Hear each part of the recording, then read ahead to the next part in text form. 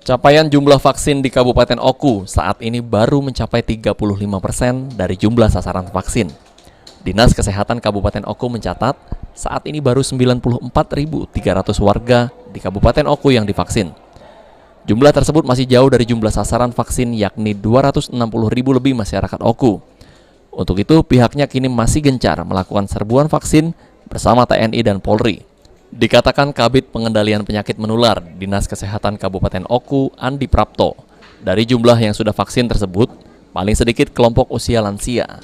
Hal ini karena banyak lansia yang takut divaksin serta tak lolos screening kesehatan.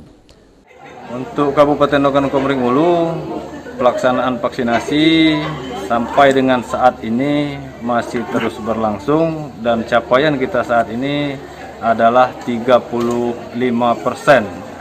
Atau sekitar 94.399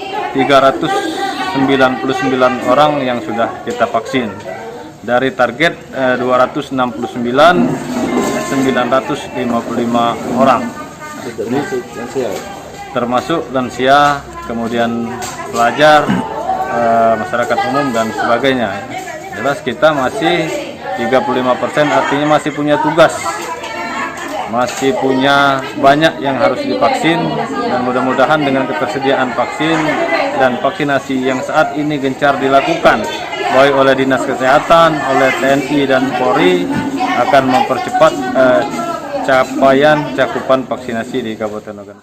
Selain itu, stok vaksin yang masih sedikit juga menjadi salah satu kendala lambannya capaian vaksin di Oku.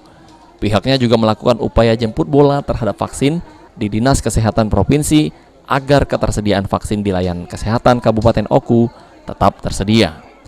Ari Pranika, PAL TV.